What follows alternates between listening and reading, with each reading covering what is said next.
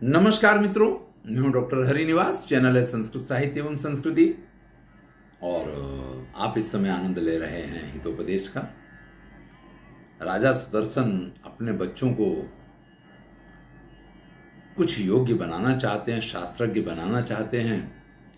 तरह तरह के विचार मन में आ रहे हैं कि बिना शास्त्रज्ञ बने कल्याण नहीं है, गुणों के बिना तो इस संसार में पूछ क्या है।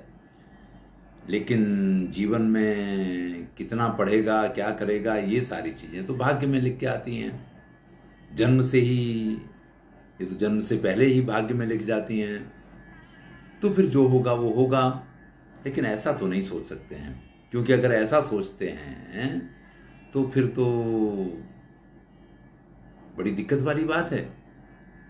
क्योंकि भाग्य उन्हीं का साथ दिया करता है जो पुरुषार्थ करते हैं। बिना पुरुषार्थ के किसी का भाग्य उसका साथ नहीं दिया करता है। आगे क्या विचार कर रहे हैं, चलिए उस पे आते हैं। मातृ पितृ कृताभ्यासो गुणितामेति बालकः न गर्भच्युति मात्रेण पुत्रो भवति पंडिता।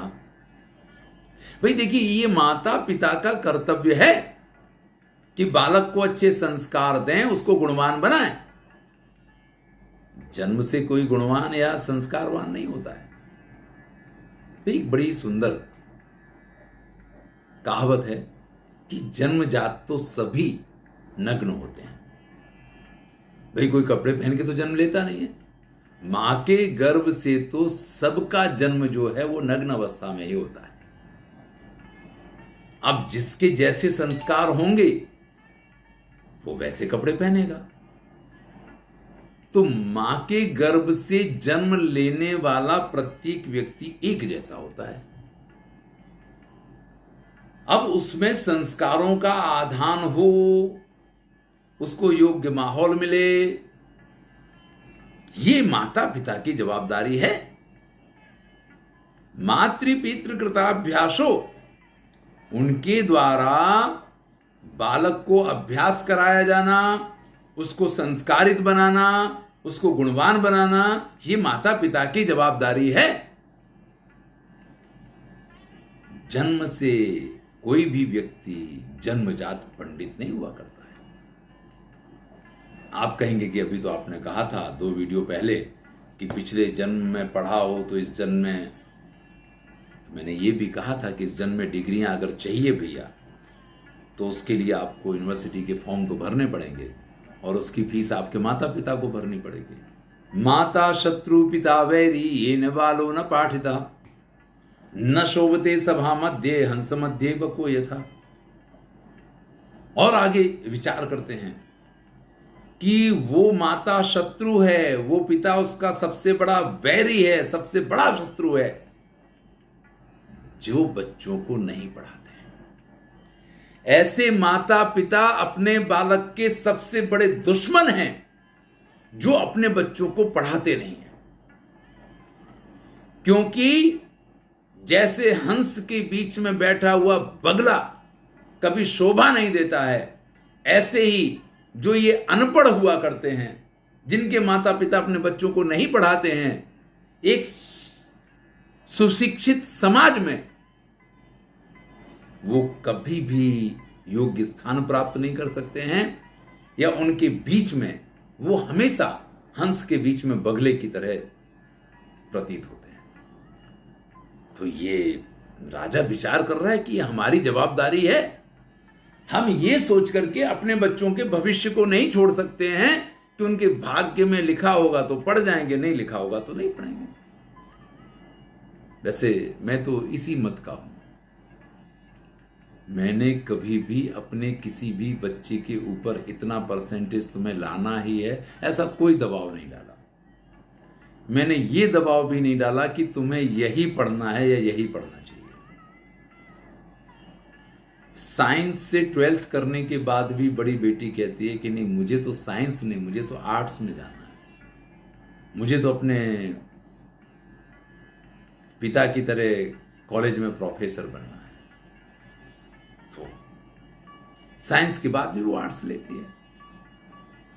आज मेरा सौभाग्य है कि वो मेरी तरह प्रोफेसर है। मेरी दूसरी पुत्री ने भी ये निर्णय किया कि नहीं, मैं इंजीनियरिंग तो करूंगी, लेकिन अल्टीमेट टारगेट तो बच्चों को पढ़ाना ही है। तो चूंकि एक संस्कार होते हैं, घर का माहौल होता है, वैसे भी पुत्रियों के लिए ये कहा जाता है कि वो अगर पिता योग्य है तो उससे इंस्पायर होती हैं, उसको अपना आइडियल मानती हैं। कई बार तो ये कहा जाता है कि अपने पति में भी वो अपने पिता को ढूंढती हैं। तो ये सारी चीजें एक संस्कारिता के माध्यम से बालकों में आती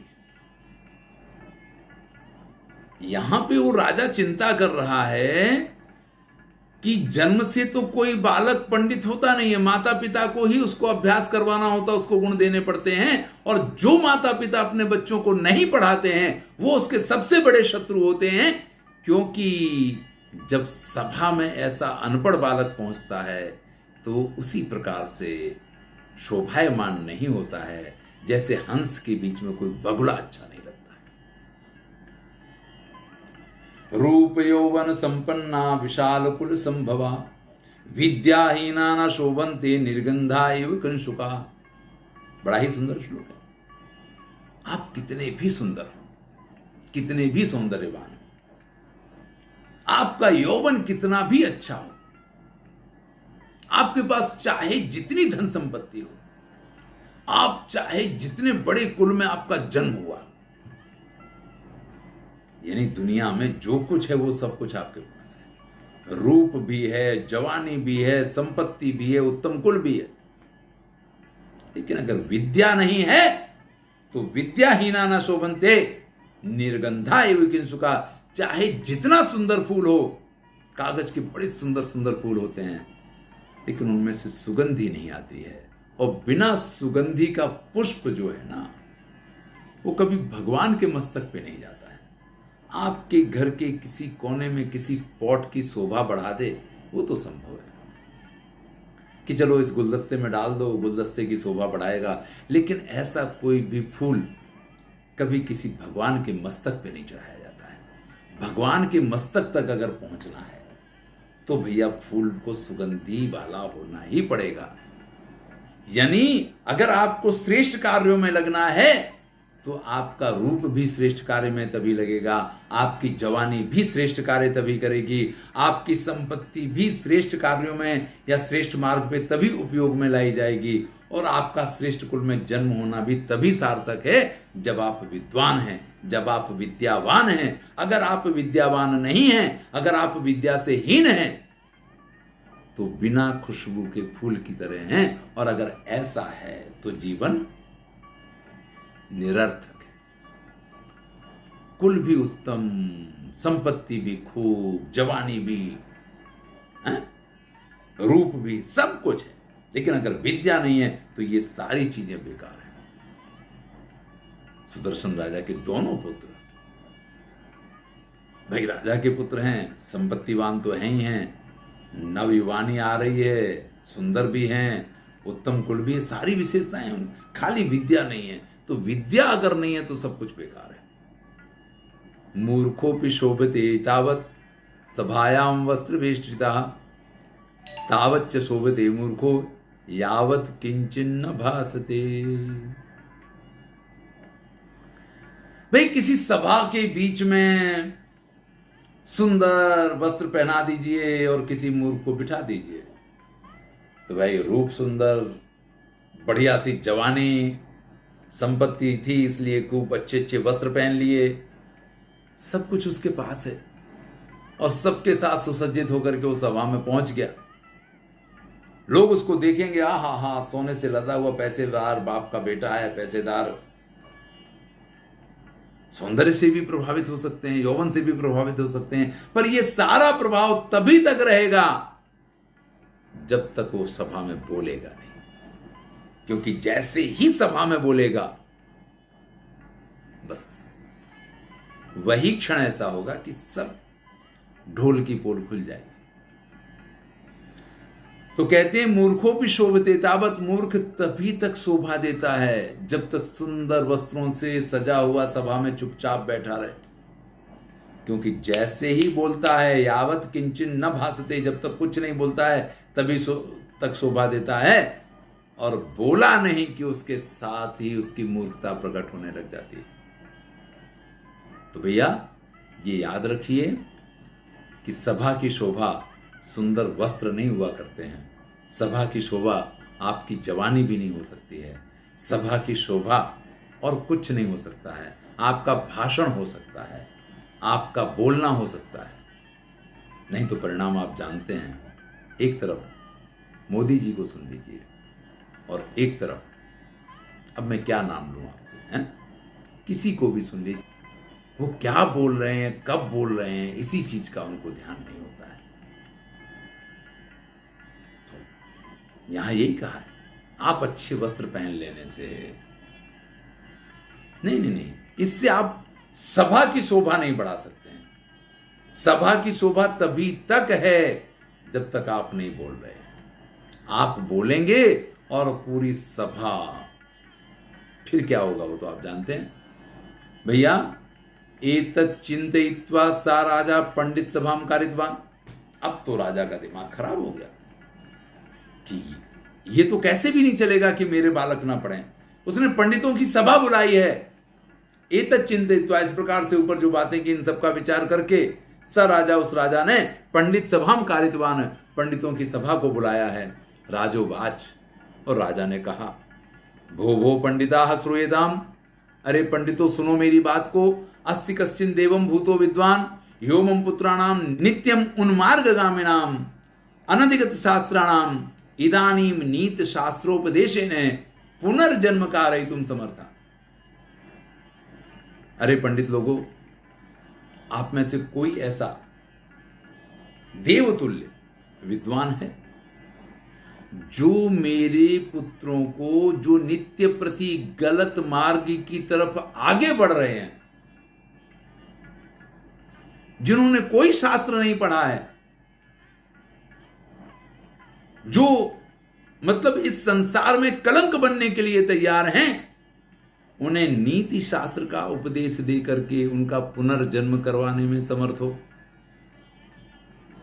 देखिए हमारे यहां द्विज कहा जाता है। वैसे तो पक्षी ही द्विज होते हैं, क्योंकि एक बार मां के गर्भ से अंडे के रूप में जन्म लेते हैं और फिर अंडे में से दोबारा उनका जन्म होता है, तो उनको द्विज कहा जाता है। द्विजन्मा, 2 बार जिनका जन्म हो उनको द्विज कहा जाता है। हमारे जिनके यज्ञोपवीत संस्कार होते हैं उनको भी द्विज कहा जाता है। वैसे तो द्विज शब्द ब्राह्मणों के लिए प्रयुक्त होने लग गया, लेकिन वास्तविकता ये नहीं। द्विज का अर्थ होता है कि जो लोग विद्याध्ययन के लिए जाया करते थे, जिनके उपनयन संस्कार होते थे और विद्याध्ययन के लिए वो जाते थे, वो उनका दूसरा जन्म माना जाता था। तो यहां पे यही कहा है, पुनर्जन्म कारयितुम समर्था, जो हमारे पुत्रों का पुनर्जन्म करवा दे। क्या करके? नीति शास्त्रोपदेश, ने नीति शास्त्रों का उपदेश दे करके। अब भाई पंडितों की सभा बुलाई है, सभी पंडितों के बीच में उन्होंने ये सभी पंडितों से, मतलब यहाँ पे घोषणा वाला स्वर नहीं है, यहाँ एक प्रार्थना वाला स्वर है। क्योंकि जीवन में ये याद रखिएगा कि विद्या कभी भी किसी के पास से जबरदस्ती प्राप्त नहीं की जा सकती है। विद्या विनम्रता प्रदान करती है, विद्या ददाति विनयम, और विनम्र बन के ही विद्या प्राप्त की जा सकती है। ये याद रखिएगा जीवन में। कई बार हमारे चैनल पे कमेंट आती हैं, बहुत से ऐसे बच्चे होते हैं जिन्होंने थोड़ा कुछ पढ़ा होता है और उनको ये लगता है कि मैंने कोई बात कही तो बहुत गलत बात कह दी है, और तुरंत कमेंट करते हैं। क्योंकि मुझे पता है कि थोड़ा कुछ जिसने पढ़ा है उसको तो ये लगता है कि नहीं, ये बात बिल्कुल गलत है। हमारे शास्त्र कहते हैं यदा किंचित यज्ञोहम, जब मुझे थोड़ा सा कुछ ज्ञान था ना, तो मैं हाथी की तरह अभिमान में था कि मेरे जैसा विद्वान तो इस संसार में कोई नहीं है। और जैसे जैसे मैं पढ़ता गया, जैसे जैसे मैंने अध्ययन किया, धीरे धीरे मुझे ऐसा लगा कि अरे मैं तो समुद्र में एक बूंद के समान भी नहीं हूं। तो जीवन में इतना याद रखिए, अगर विद्या चाहिए तो आपको प्रार्थना करनी पड़ेगी। यहां भी वो राजा जो है सभी पंडितों को बुला करके उनकी सभा भर के और उनसे कहता है कि अरे पंडितों, आप में से ऐसा कोई देवतुल्य पंडित है, देवस्वरूप, जो हमारे गलत मार्ग पे, उन्मार्गगामी नाम, गलत मार्ग पे चलने वाले पुत्रों को, अनधिगत शास्त्र नाम, जिन्होंने कोई शास्त्र पढ़े ही नहीं है या शास्त्र उनको पढ़ना अच्छा ही नहीं लगता। हमने कई फिल्मों में ऐसी स्टोरियां देखी होंगी, कुछ बच्चे इतने शैतान होते हैं कि कोई भी टीचर उनको पढ़ाने आए तो टीचर को ही भगा देते हैं। ये ऐसे ही बच्चे होंगे। तो कोई ऐसा सक्षम विद्वान है जो उनको नीति शास्त्र पढ़ा करके उनका पुनर्जन्म करवा दे। चलिए आगे क्या होता है इसको हम अगले वीडियो में देखेंगे। मैं हूं डॉक्टर हरिनिवास, चैनल है संस्कृत साहित्य एवं संस्कृति। आप आनंद ले रहे हैं हितोपदेश का। धन्यवाद।